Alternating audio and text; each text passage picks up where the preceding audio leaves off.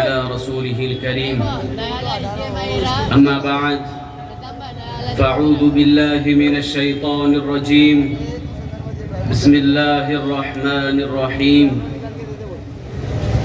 वअतसिमू बिहब्लिल्लाहि जमीअन वला तफ़र्रक़ू।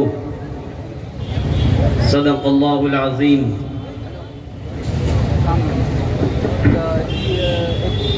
यहाँ पर तशरीफ़ फरमा मजलिस इत्तेहादुल मुस्लिमीन के मुहिब्बान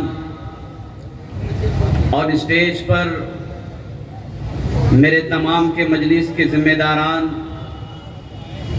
और यहाँ पर हमारे जो भाई सुनने के लिए आए हैं, उन सभी का यहाँ पर खैर मक़दम किया जाता है।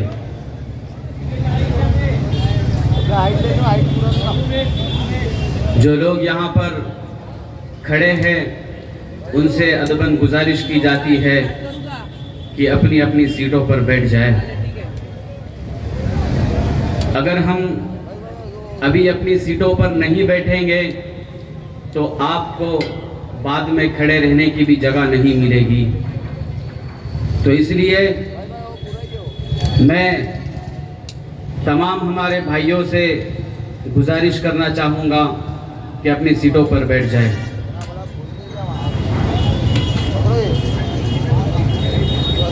जैसा कि आप जानते हैं, महाराष्ट्र असेंबली के इलेक्शन ज़ोरों शोरों पर है। 2 या 3 दिन बचे हैं। हर कोई अपनी अपनी किस्मत यहाँ पर आजमा रहा है। तो इसी दरमियान आपकी अपनी जमात कुल हिंद मजलिस इत्तेहादुल मुस्लिमीन आपके सामने आई है। और ये वो जमात है, ये कोई नई जमात नहीं है। पिछले 10-15 सालों से मुमरा में यह आपकी खिदमत में हाजिर है।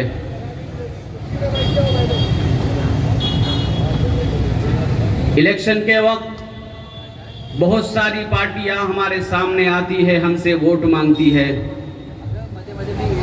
कभी हमारे सामने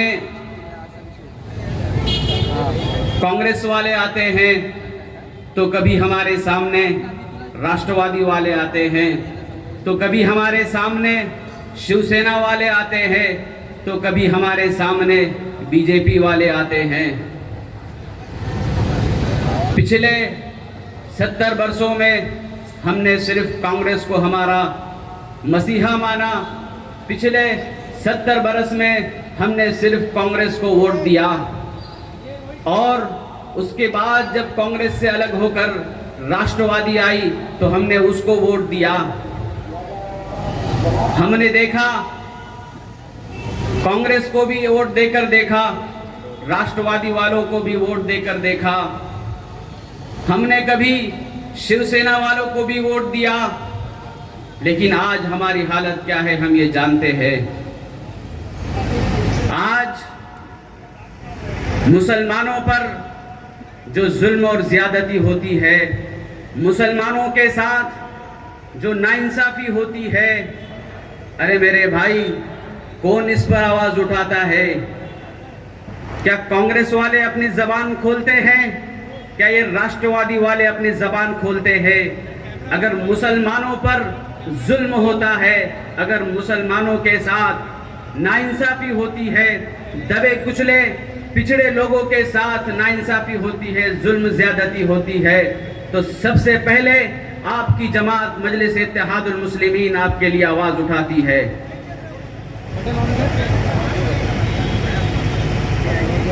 पिछले कई वर्षों से हमने दूसरों को मौका दिया, दूसरों को वोट दिया। हमने अपनी जमात को इसलिए मजबूत नहीं किया कि हमको ये सेकुलरिज्म वाले आते हैं और बताते हैं कि आपका वोट डिवाइड हो जाएगा। हमने सिर्फ इसी डर से अपनी जमात को मौका नहीं दिया कि वोट कट जाएगा। हमने झोली भर भर कर कभी कांग्रेस वालों को तो कभी राष्ट्रवादी वालों को वोट दिया। बदले में हमें क्या मिलता है? बदले में हमें क्या मिलता है? हमको सिर्फ जुमले मिलते हैं, हमको झूठे आश्वासन मिलते हैं। इलेक्शन के वक्त हमारे दरमियान ये आते हैं और कहते हैं कि तुम्हारे दुख में, तुम्हारे सुख में हम खड़े होंगे। लेकिन जब बात जुल्म पर आती है, जब बात हमारे मजहब पर आती है, तो कोई आवाज नहीं निकालता है, कोई मुंह नहीं खोलता है। इस बात को हमें ध्यान रखना होगा कि आने वाले इलेक्शन में अपना एक एक वोट मजलिस इत्तेहादुल मुस्लिमीन की जो निशानी है, पतंग की निशानी पर अपना वोट देना है। अपना वोट हमें जाया नहीं करना है। हम इनके बहकावे में नहीं आएंगे। 15 सालों में मुमरा वालों को क्या मिला? मैं पूछना चाहता हूं। मुमरा की आवाम से मेरा एक सवाल है कि आपने 15 साल यहां के विधायक को वोट दिया, तो उसके बदले उन्होंने आपको क्या दिया? उसके बदले हमको मिलती है ये टोरेंट पावर, उसके बदले हमको मिलता है ये ट्रैफिक जाम, उसके बदले हमको मिलते ये झूठे आश्वासन, उसके बदले हमको मिलते ये झूठे मैनिफेस्टो। आप इनकी बुक्स उठाकर देख लीजिए। 2009 में भी इनकी बुक छपी, 2014 में इनकी बुक छपी, 2019 में इनकी बुक छपी कि हम ये करेंगे, हम ये कर रहे हैं और ये करने वाले हैं। आपको बखूबी ये मालूम है कि जो जो उन्होंने लिखा है वो सिर्फ बुक में लिखा रह गया। ग्राउंड पे अगर हम देखेंगे क्या काम हुआ है, तो काम कुछ भी नहीं हुआ, विकास कुछ नहीं हुआ। विकास अगर किसी का हुआ है तो सत्ता में बैठे लोगों का विकास हुआ है। विकास अगर किसी का हुआ है तो यहाँ के विधायक का विकास हुआ है। विकास अगर किसी का हुआ है तो उनके साथ में घूमने फिरने वाले लोगों का विकास हुआ है।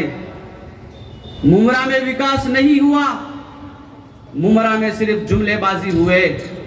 मुमरा की आवाम को गुमराह किया गया कि हम आपके लिए कब्रिस्तान देंगे। अरे कब्रिस्तान की जमीन में आपने हेराफेरी की, स्लाटर हाउस आपने गायब किया। खेलने के लिए हमारे नौजवानों को मैदान नहीं है, हमारे बुजुर्गों और हमारे बच्चों को कोई सरकारी हॉस्पिटल यहां पर मौजूद नहीं है। कहां है आपका विकास? क्या रोड और सड़कें बनाने से कोई विकास होता है? क्या रोड और गटर बनाने का नाम विकास है? नगर सेवकों का काम है बाबा, आमदार का काम नहीं है। अरे आमदार को चाहिए कि यहां पर जो हॉस्पिटल आप लाने वाले थे उसको सरकारी रहने देते। आपने उसको प्राइवेट किया और अब आकर बोलते हैं कि उसको सरकारी करेंगे। 15 साल कहां थे? 15 सालों में आपको याद नहीं आया। और तो और हमको क्या गिफ्ट मिलता है? टोरेंट पावर हमको गिफ्ट में मिलती है। टोरेंट पावर मुमरा कलवा में आने से पहले हमारे घरों में जो लाइट बिल आया करता था तो वो कभी 500 हुआ करता था तो कभी 600 हुआ करता था। लेकिन जब से मुमरा में ये टोरेंट पावर को लाया गया तो हमारे बिलों को आप उठाकर देख लीजिए। कभी हमारे बिल 2000 होते हैं तो कभी 4000 होते हैं। अरे काय के लिए लाइट बिल आपने इतना बढ़ाया भाई? टोरेंट पावर को मुमरा में लाने की क्या जरूरत थी? तो आपको बताता चलूं, ये टोरेंट पावर लाए तो कमीशन के चक्कर में, अपनी जेब भरने की चक्कर में इन्होंने टोरेंट पावर को मुमरा में लेके आए और अब कहते हैं कि हम मीटर बदल देंगे।